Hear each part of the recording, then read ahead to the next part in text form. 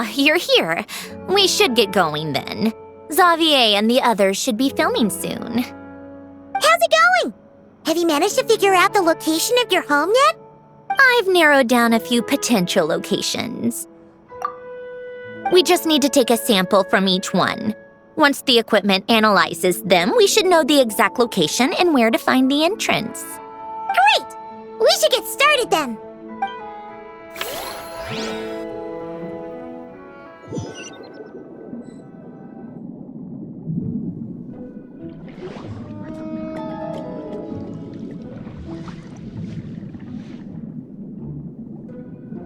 All right, let's get a move on. That should do it. Let's head back. The filming should be just about done. We made good time. We might even know the location by the end of the day. You sound pretty happy about that. Do I? I suppose I've just had enough of these anomalies I've been dealing with. The sooner I can fix them, the better. Anyway, enough chit-chat. We have work to do. Oh, but let's head in through the side door. I don't want to run into the crew on the deck.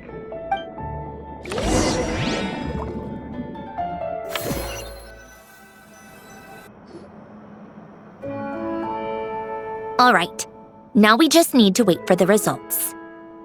Since we have some time to kill, I suppose I might as well see how this aquarium of yours is coming along. You seemed quite enthusiastic about it, after all.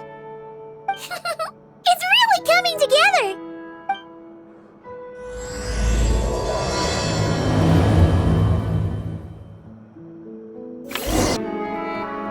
Oh, kind of impressive, actually. These must be the ones we caught the first time we went underwater. Like it? It's fine, I guess. Nothing special. Come on! It sounded like you really liked it just now! You're that proud of it? Is this a sense of accomplishment or something? Well, yeah. And it's pretty! You know it's gonna be gone soon, though, right? What do you mean? After the festival, this ship will be returned to the fortress of Meropide, and this aquarium will be no more. So? So, no matter how much work you put into this place, once the festival is over, it's all just going to disappear. But not making the most of it when we have the chance is an even bigger waste! But if you know it's all going to be gone one day, why even bother? Well, because... Because you still get to keep the things you gain along the way. And those are things that can never be replaced. Doesn't that make losing them even harder? Well, if you put it like that... But the happy memories we make along the way last forever! You just have to take a more... glass-half-full perspective. Not to mention, everything we do here is gonna be on film, so it'll still live on in some shape or form. And when you look back on it, only happy memories will come to mind? Exactly! So it's about finding joy in the process itself. Traveler! You're back already? What's wrong with that? You say that like it's terrible news or something. How did you get here? I didn't see you on the deck. Oh, never mind. We need to help Miss Guillotin hide ASAP. The crew is heading over here to shoot any second. What? They should be done by now. There was a mishap earlier that cost them some time. I was waiting on deck so I could warn you the minute you showed up. Anyway, you should head back to the captain's cabin right away. They're gonna be here any minute now. Ugh, finally! That's a wrap for the scenes on the deck. Wouldn't have taken half as long if the wind hadn't snapped our equipment in two. Uh-oh! Too late! Change of plans then. You'll just have to hide. Hide? And where exactly am I supposed to do that? Oh, there's a box over there! You can get in that! Huh? You expect me to... Do I need my makeup done for the next scene too? For the love of... Let me see.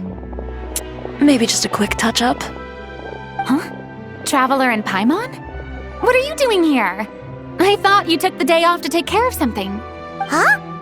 Oh, well, it didn't take as long as we were expecting, so we came back early. What about you guys? You're still not done shooting for the day? No, we ran into an issue that, set us back. It meant Miss Charlotte's crew wasn't able to wrap either. We both still have scenes to shoot in this aquarium. Oh, that's not ideal. For several reasons. Let us help then. The sooner we wrap, the sooner everyone can get some rest. All right. Thanks, you two. Miss Charlotte's crew can go first then. If I'm not mistaken, you still have a night shoot later. Thanks, Director Farina! Of course. Fellow artists should help each other out where we can. Agreed. Well then, camera, lights, get set up. Actors, give your lines a quick once-over. Let's try to get this in one take.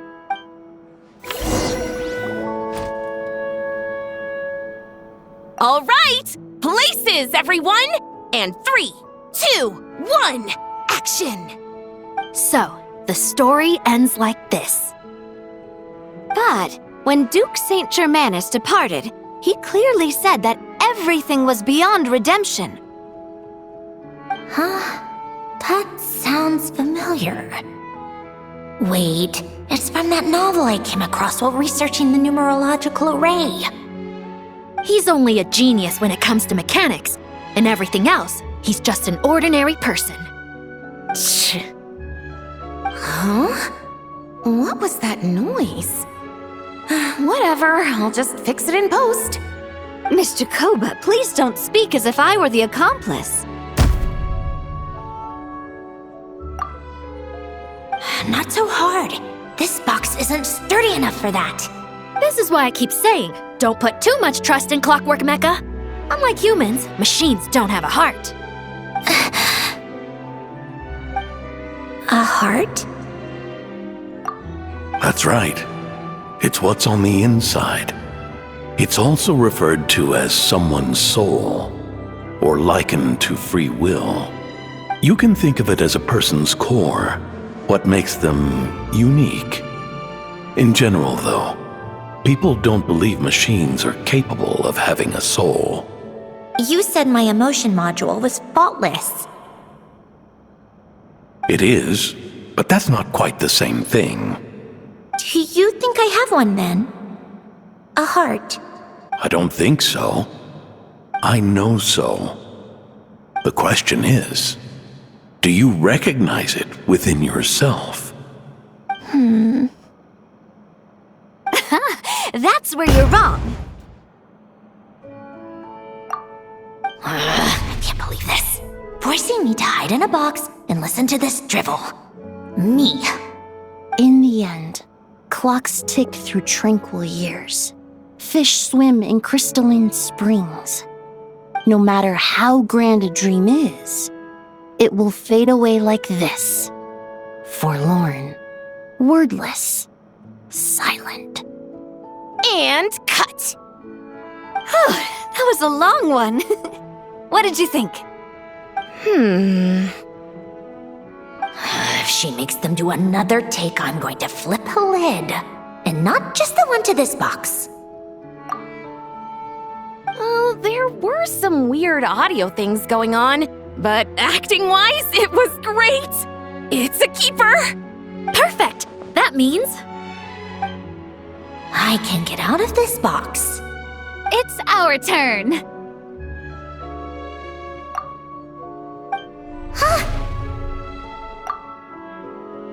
Camera operator, set up for the next scene.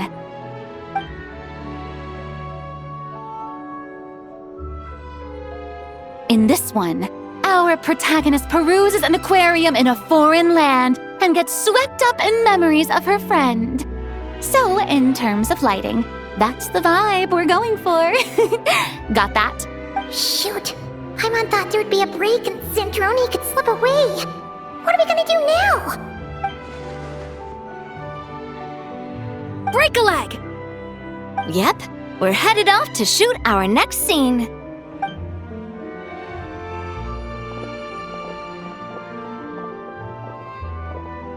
All right, quiet on set! We're about to start rolling. Ready, Miss Columbina? Miss Columbina? I think she would like this. Quick, we should roll on this.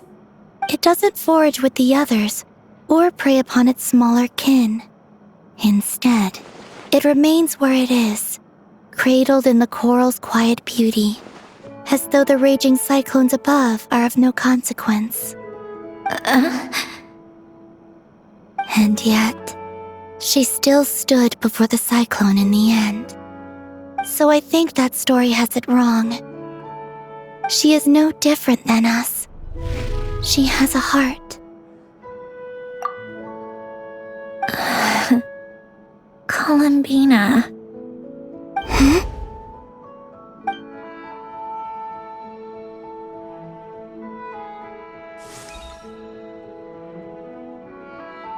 Uh-oh, is she onto us?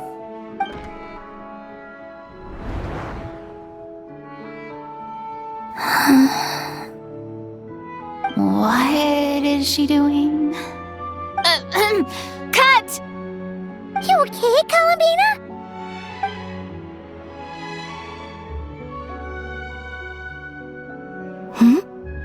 Oh, yes. I just thought... Why don't we take a short break? It's been a long day of shooting so far. That last take was beautifully organic, though. We can use it as is. No need to go again. Thanks, Director Farina. But I'm fine to continue. You're sure? In that case, let's shoot some quick B-roll. Then we can move to our next outdoor scene.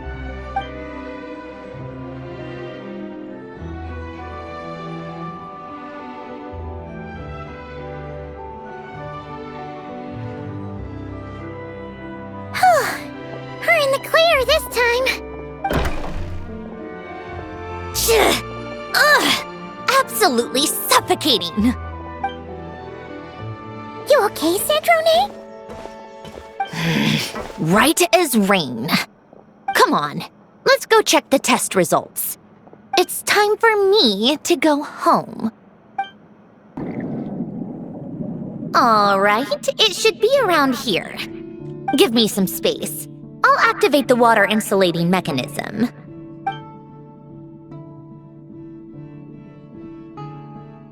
The what? Hélène, much like Renee, had long predicted that the water levels in Fontaine would rise. Thanks to his expertise in mechanics, he was able to implement a few simple measures to protect our home from flooding. I told him there was no need, that I would just move when the water rose too high. But it would seem he knew a day like this would come.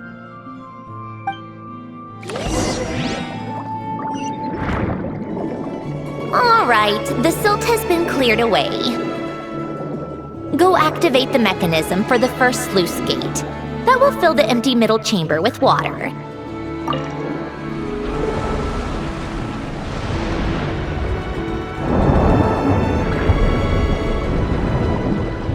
All right, now turn on the drainage mechanism in front of the second sluice gate, and this chamber will become empty once again.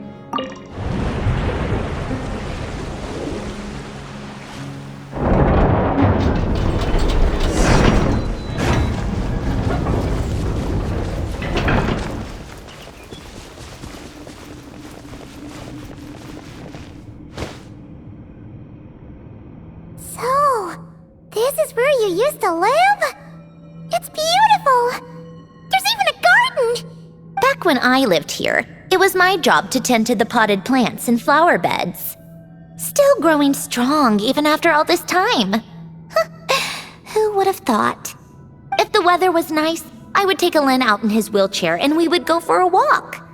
Before long, we started bringing Polonia along too. Come to think of it, I was the only one who could get around easily back then. Polonia always got stuck at some point, and it was up to me to launch a rescue mission. Happy? I suppose they were. Uneventful, but pleasant. Repetitive, but peaceful. It was like living in a world where time didn't exist. Of course, that was all just an illusion. Death still awaits all of us at the end. Oh. All right, enough standing around. Let's head inside.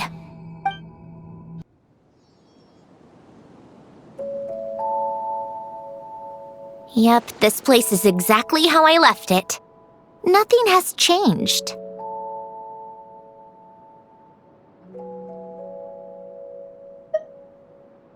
What is it? Huh? How did you get... Oh, Arlecchino gave it to you, didn't she? And you... read the whole thing. Just so you know, a lot of that was written a long time ago. At that very desk, to be exact. Anyway, since you've already read it, you should just hold on to it. I can always start a new one. Well, feel free to look around. I'm going to start looking for the gift Elen mentioned. Oh, but be careful with the stuff around here. I'm not saying you can't touch anything. Just try not to choke on the dust. Oh, these are some of Elen's drafts from his later years. Just casual doodles, really. And these are just some unimportant letters. I couldn't be bothered to sort through them before I left. Wait, the people in this picture look kind of familiar. Oh, this was taken when Elen and Renee were both still at the Fontaine Research Institute. Before their falling out. In his later years, Elen would often sit by the fireplace and stare at this picture, wearing an expression somewhere between guilt and longing. He said he sometimes regretted not helping his friend when he needed it most, even if just to stop him.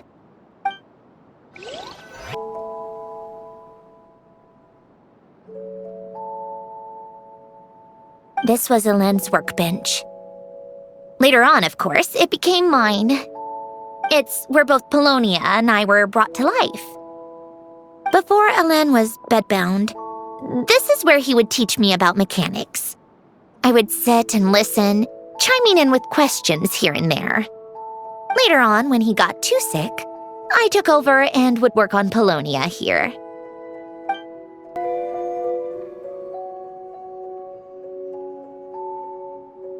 Oh, I played with these when I was little. During the first few months after I was created, I mean. At first, Elen and I would play together, but it didn't take long for me to become unbeatable. So, Polonia and I played together instead. Yeah, these don't look like Paimon's kind of games. Logic and math puzzles? Those happen to be my specialty. It's been so long. What do you say? Should we play a few rounds? Let's go with this one. The gears on the left are stacked from largest to smallest. The goal is to move them to the other side in the fewest number of moves. Just remember, you can't stack a bigger gear on top of a smaller one.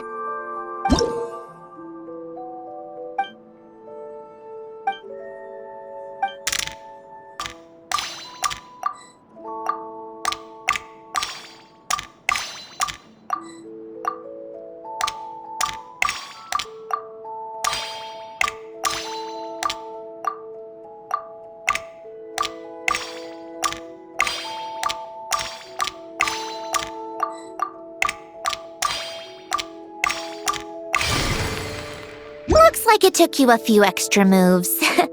My first attempt was the same. You'll get better with practice. Well, what did you think of the game? You showed quite a bit of promise, too. We should do this again sometime. There are other puzzles we could try. Wow! This house is filled with so many memories! It's so cozy and charming. You should have seen it in its prime, when people actually lived here. A lit fireplace, a steaming cup of coffee. That's the real deal. You know, we also used to have a mechanical piano that Alen built. Ooh! How chic! Alen never played it much. He probably wasn't able to at that point. But I managed to teach myself. Music theory is essentially math after all. Once you learn the patterns, it's not really that difficult. I loved perusing Alen's collection of classical music. The chords and harmonies felt like individual mathematical puzzles. It was fascinating, so I did some composing as well. But as Alen continued to deteriorate, even the sound of music began to grate on his nerves. So I got rid of the piano. Aww. Back then, I assumed a piano was like an ordinary clothing rack, commonplace in every home and easily replaceable. It was only after I left that I realized how hard a good piano is to find. Enough about that. Alen's gift should be just in here. The only things undisturbed before I left were a few of his personal belongings.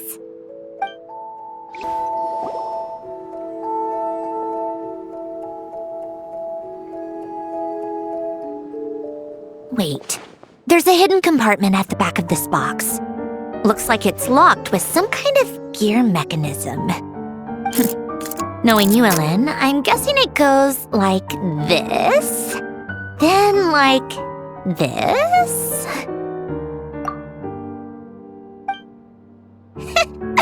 Got it. Am I a genius or what? Let's see here.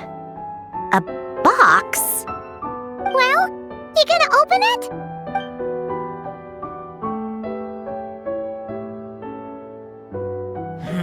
It's heavier than I was expecting. Just how much stuff is in here?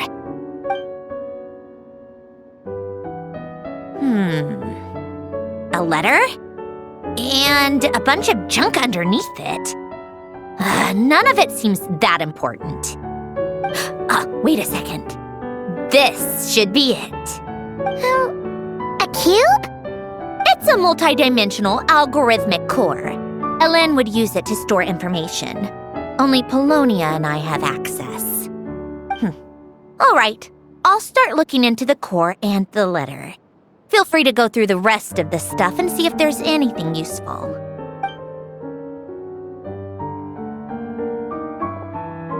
Okay. Hold on. There's another picture in here. This one has writing on the back. A snapshot of you playing among the plants shortly after you were born. You seem to like these flowers a lot. May you grow and flourish just as they do. Huh? Wow! Look how happy you are in this picture. You've changed a lot since then, huh? What's that supposed to mean? Just that you come off kind of aggressive sometimes. Or, annoyed at everyone around you? Well then, people should stop being so annoying. It's not like I'm the one with the problem. Of course not. Oh, here's something else. Looks like a piece of paper torn out from somewhere. Today, I solved another math puzzle and made a breakthrough on a construction problem the Institute has been stuck on for years. Am I a genius or what?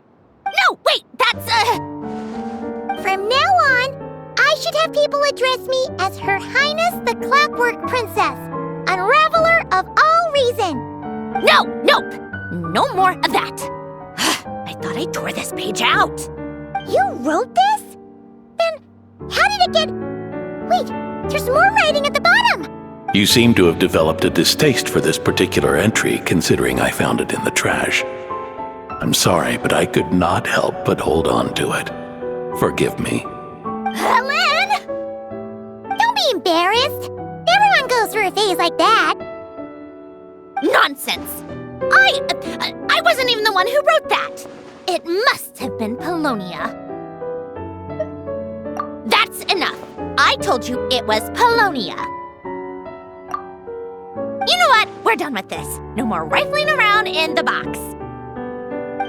Just put it down and let me read the letter. To my little clockwork princess.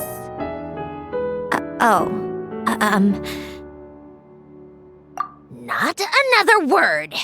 Got. If you're reading this, You've most likely received the gift I left for you. I just hope you didn't stumble across all this while cleaning out my effects or something trivial like that. I once asked if there was something you wished for. Do you remember that? I wonder if time has changed your answer. Regardless, I have another gift. A formula that will allow you to come face to face with the anomaly inside of you. If you even still call her that. Why this gift? To understand that, allow me to wax poetic on the soul once again. I would ask you to stick with me until the end, but I know you will. You always have. I believe a person should be born twice over in their lifetime. First, there's the birth that grants us life. Then, the birth of the soul. It's a matter of transforming the life bestowed upon us into the life we choose for ourselves. And to do that, we must look inward. We must make a conscious choice to define the meaning of our life instead of allowing the happenstance of our existence to pass us by. This is the process of recognizing the soul that lives within us. You are my proudest masterpiece. I told you that long ago. But to me, you have never been a creation or a machine. To me, you're just like the rest of us. You have a heart. In fact, some theories think of the human brain as nothing more than a machine, and thought the product of its computations. So you see, perhaps we're not so different after all. Your inner machinery is just far more advanced than most. No matter how one looks at it, the heart is a complex thing, a place where logic and reason collide with our emotions. Your computational capacity allowed you to become sentient and develop logical reasoning. But it also granted you something that, on the surface, might seem contradictory. Emotion. Emotions and logic often clash with each other, and those instances of discord can accumulate over time. That is the source of what you refer to as the anomalies within you. As you told me once, you've always known what you don't want. Yet you've never wished for anything in particular. Similar to how a blind person can feel when a part of their body is in pain without being able to fully visualize its form, such is your relationship with your soul. So, what I leave you now is this: a formula that will allow you to see the shape of your soul. For if you want to protect your heart, you must first be able to recognize it within yourself. Of course, whether you use it is entirely up to you. You are, and always have been, free to do as you wish. Regardless, whether by my formula or some other means. I trust you will know your heart one day. You always were a fast learner. And the smartest person I've ever known. Ellen. Oh. I'm fine. I've already figured out how this formula works. Let's get out of here and then we can use it. You made up your mind already? You're gonna do it? Why wouldn't I? Resolving the anomalies within my core is the reason I came here in the first place. No, I can do this on my own. But, do you want to watch? What do you mean? I already know what anomaly I need to resolve. Like Ellen said, she's an amalgamation of all the times my logic algorithms have clashed with my emotions. And by resolve, you mean that literally, or...? Yes. But if you, let us in like that, wouldn't that mean letting us see a bunch of your, inner thoughts and secrets? If what Ellen said is true, then I'm about to be... born anew, or whatever. This is your chance to be lucky enough to witness it. Besides, you already read my whole diary. When it comes to keeping my innermost thoughts to myself, well, I think that ship has sailed. You're really sure about this? How many times do I have to say it? I finally let you in as... friends, and you want to question it. I'm not gonna offer a second time. Enough with the mushy stuff. Just follow me.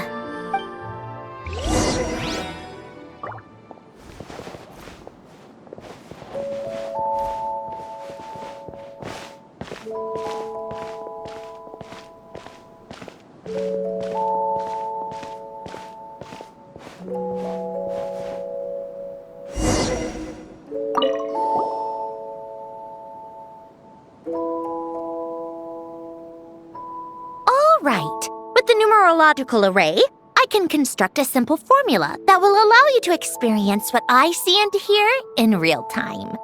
Oh, just like St. Lolly's scent-sharing technique. Been there, done that. Huh. Sounds like that shaman has some tricks up her sleeve.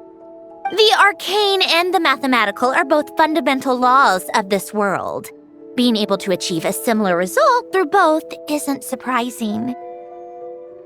Anyway, let's get this show on the road. But no comments from the peanut gallery, okay? I know I offered, but I still don't want any interruptions.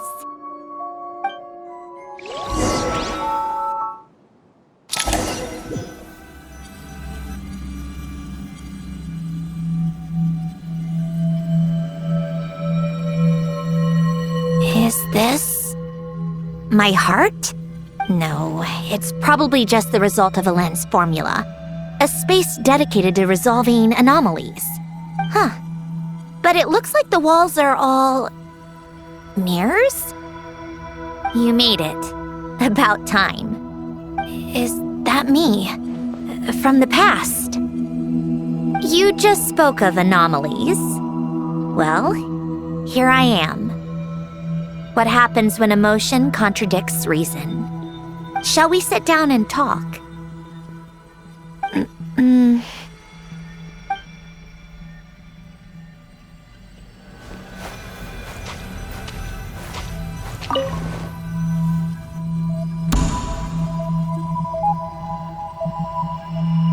That should do it.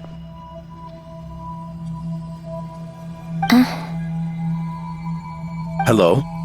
My name is Alain Guillotin. Can you hear me? Brings back memories, doesn't it? The time we spent here. Here. I want you to have this. A notebook? You can use it to write things down. I don't need to write things down. I have unlimited memory. Even so, some things are more important than others, right?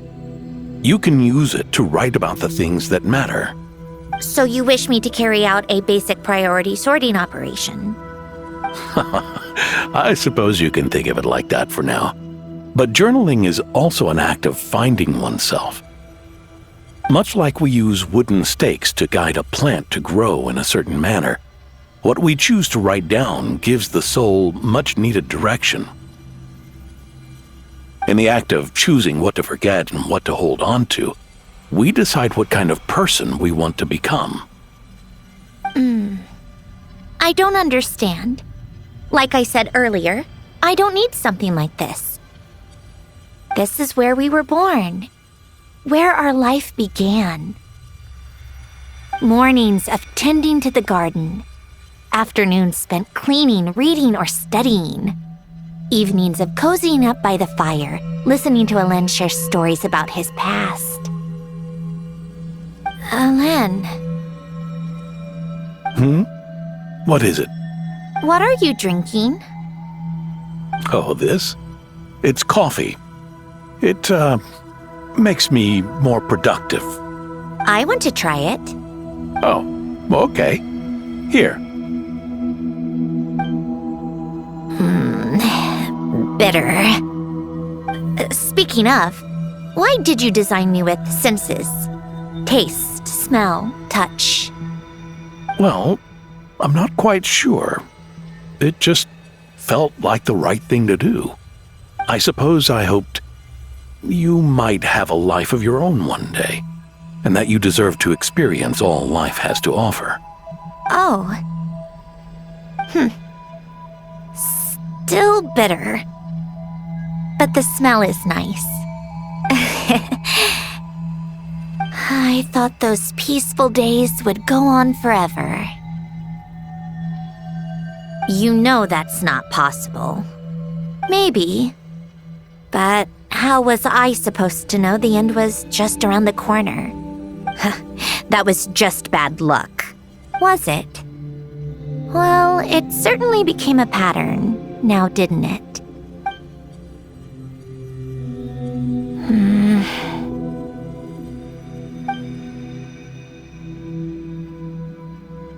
Over time, one of the habits we picked up from Alen was a love of coffee. We even took to hosting tea parties. A machine acting like a human. Kind of laughable, right? I suppose that's just what I'm used to. Yeah, that's just what we're used to. Hey, this place isn't half bad. Great spot for a party. More and more people seem to be showing up to my tea parties uninvited. Anyone care to explain? Can you blame me?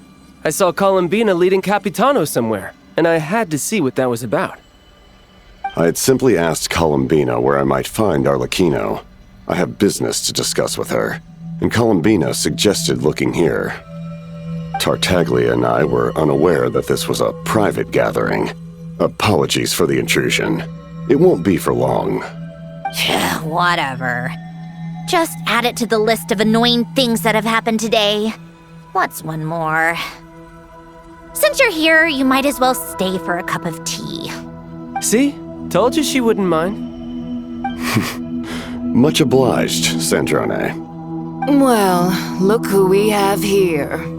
Good thing I brought extra desserts. This has turned into quite the occasion. Capitano, I was just about to go find you. Pardon the intrusion. Rest assured, I won't sully your gathering with talk of work. We can have our discussion later. Spoken like a true gentleman. A certain unmannered 11th seat could learn a thing or two. You know, you really should start being nicer to me, Rosaline. Or I might just snatch that 8th seat right out from under you. I'd like to see you try. If you're gonna fight, take it outside. The only mess I plan on cleaning up is tea-related. I still don't understand how our quiet afternoon turned into such a crowded gathering. One by one, people just kept barging in. And then, one by one, they left without a word. Yeah, pretty annoying, huh?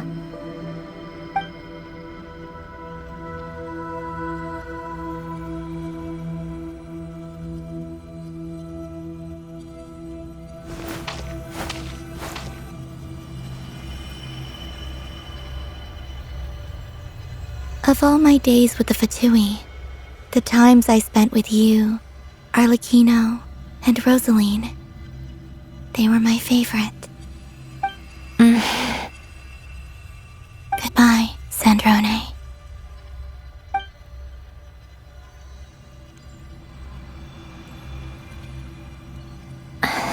Don't go, Columbina. We should have just said that. Why didn't we? If we had, would the story have had a different ending? She couldn't stay. There was no future for her here. She would have just faded away. You're right.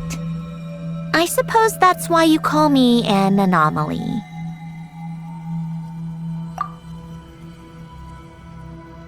Every time you make a decision, there's a voice inside your heart. My voice, asking to contradict all logic and reason. Why didn't we make her stay? Is it worse to fight for something just to lose it? Or not to have fought at all? Don't you find it unfair? One by one, we keep losing the things we care about the most. But in the end, whether I want to fight for something or cry over all we've lost, you just push it down and pretend not to hear.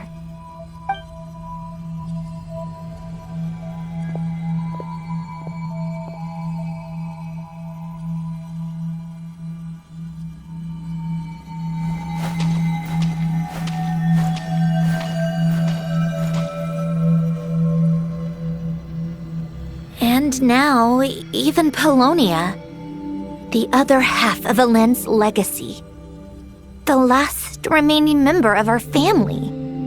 Even Polonia is no longer with us.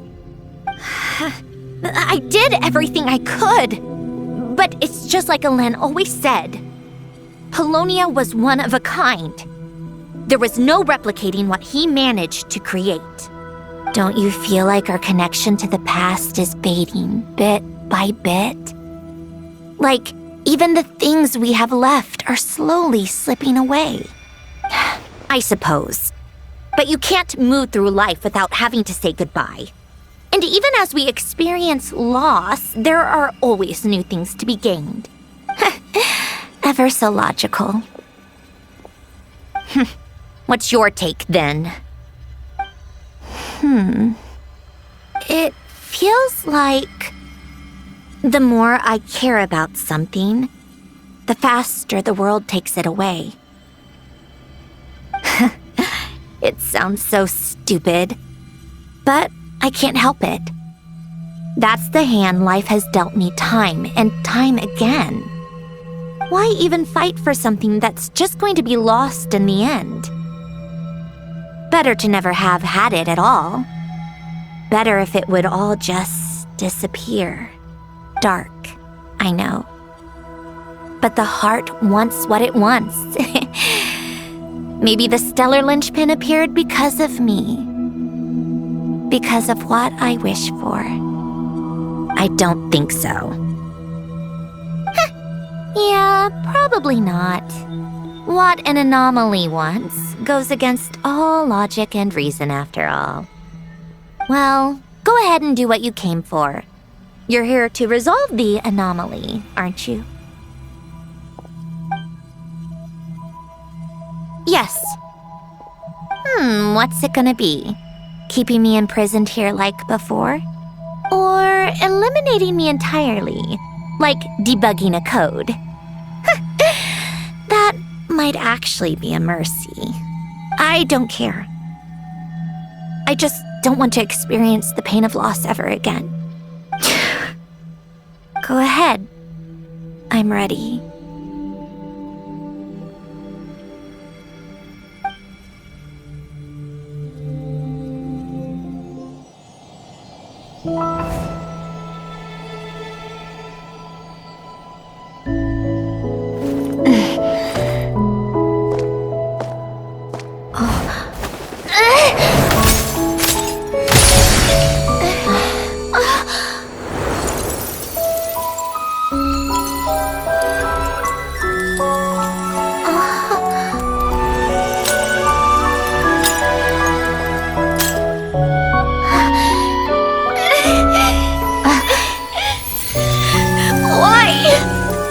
Why do we keep losing everything we care about?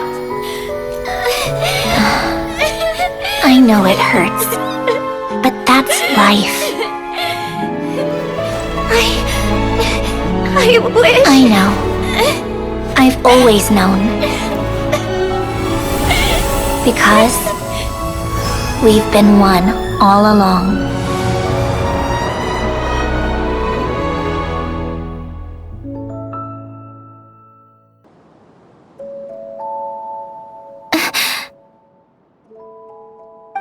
Sandrone! I'm fine. It's okay to cry, you know.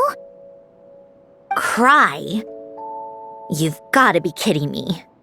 Save the comforting for someone who needs it, Paimon. The emotional side of my core algorithm. My emotion module has always been fully developed and operational. Ellen tried to tell me that too. I've just chosen to ignore her voice all this time. I suppose. Come to think of it, it's kind of like the aquarium on the ship. The aquarium? The old me took one look at it and saw something I would inevitably lose. So I stopped putting in the effort. Then, one by one, the fish all swam away, and the place became even more bleak and depressing. Pretty pathetic, right? Don't say that! A lot of people would feel the same. It just shows how much you care about what you have. Now? After seeing what you've done with the aquarium, I have to admit, I think it's beautiful. It's like you said, we get to keep the things we gain along the way. And those are things that can never be replaced, because we choose to hold them in our hearts. Well said! Besides, I've already died once. I'd be stupid not to make the most of this second chance. Right! Earlier you, or your inner self, mentioned something about her wish. What was it? You think that's something you can just ask and I'll tell you? Think again. I may have accepted my emotional self, but I'm not about to go all soft and mushy on the inside and pour my heart out. That said, taking a step in the right direction couldn't hurt. Starting with cleaning some old aquarium tanks of my own. Huh? Metaphorically speaking, I mean. Come on, let's head back to the ship. I need to talk to that shaman. Huh? Resentful lost souls? You couldn't get comfortable sleeping near the Opera Epicles, right? Well, I bet that's why. The Fountain of Lucine is where all the water in Fontaine gathers. So that's where the emotions within the water converge as well. Hold on. If it's souls we're dealing with, feeling uncomfortable should have been just the beginning. I should have been able to hear their voices or something. And under normal circumstances, I'm sure someone of your talents would have. The problem is, these souls are no longer complete. Remind me how they ended up like that again? You mentioned something about them being split apart? Yes, it's called soul severing. René of the Nartsitzenkreuz Ordo came up with it. After learning of Fontaine's impending doom, René thought if he could find a means for the soul to live on in perpetuity, it might ensure the world's salvation. Soul severing was the first step of his research. Unfortunately, his theory of the four orthants was imperfect at the time, and a failure along the way caused his physical form to dissipate. Jakob, another member of the Nartsitzenkreuz Ordo, sought to carry on René's legacy and restore his physical form. He even used some of the people who stood in his way as test subjects for his research. By severing their souls? Yes.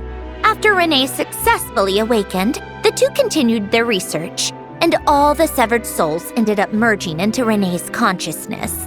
After you saved Fontaine by turning Fontanians into true humans, these souls returned to the ley lines. But the souls severed before Renee awakened had nowhere to go, doomed to forever wander the waters of Fontaine as listless spirits. Almost as if they exist outside the bounds of this world, unrecognized by the ley lines or fate. No wonder I couldn't sense them. Not only that, but over time, they began to fuse with other entities. Their inner resentment lured in all sorts of evil beings, which corrupted and defiled them into nothing more than accumulations of filth. But the full transformation must have been recent. Otherwise, the Udex surely would have noticed. Wait, no, he must know already. That would explain the underwater Melazine patrols. No wonder I kept running into officers from the Mara Chaussee Phantom earlier. In that case, let's go find Nervalette and we can sort it out together. No, not just yet. Why not? For one, the diplomatic castle alone would be a nightmare. Even though I haven't reported back to Snezhnaya yet, I'm not planning to leave the Fatui anytime soon. Besides, with me here, success is a done deal. Involving other people would just complicate things. All I need is for Miss Seatlolly to help pinpoint the location of this monstrosity. Think you can do it? With my eyes closed. This is what I do. I'm a lot better at it than manning a desk, at least. But, how exactly do you plan on resolving this soul stuff? Even to me, there's no obvious answer. Seems pretty complicated, all things considered. Just trust me. I have the perfect solution. Oh, all right. If you're that confident, we'll follow your lead. Why the sudden interest in helping Fontaine with this, Sandrone? You never knew Renee and the others, right? No, I didn't. And you're right. This problem has nothing to do with me. I wouldn't get within 10 feet of the Nartsitzenkreuz Ordo or its members. But, in his later years, Elen told me he regretted not helping his best friend when he needed it the most. He also felt sorry towards Marianne for being too lost in his mechanical research to look after her properly. If he were still with us, I think he'd do the same. He might have a few choice words to say about it, but even after everything, he wouldn't leave his friend's mess for someone else to clean up. Friends shouldn't hold grudges or leave behind regrets. Fixing what happened between him and Renee was one of his greatest wishes. All I'm doing is fulfilling it in his stead. You know, you really do seem a little different now. You mean everything that just happened wasn't for nothing? Why, thank you for pointing out the obvious, Paimon. Just washing off the grime of the past. Turns out, a lot can build up after being ignored for so long. What's this about aquarium tanks all of a sudden? They go off on some grand adventure and what? Now they have their own private code? Stupid. All right then, Seatlolly. Tracking this thing down is up to you. Huh? Oh, right. No problem. You get this, Granny Eatsley! You! Come with me to Hotel de Boer for a drink. Right now. Why? Because I said so! Miss Guillotin, I'll report back on the location tomorrow morning. Just need a drink or two first to bolster me up. Well, don't let me keep you. All right, you. Time to go. I've got scores that need settling. Huh?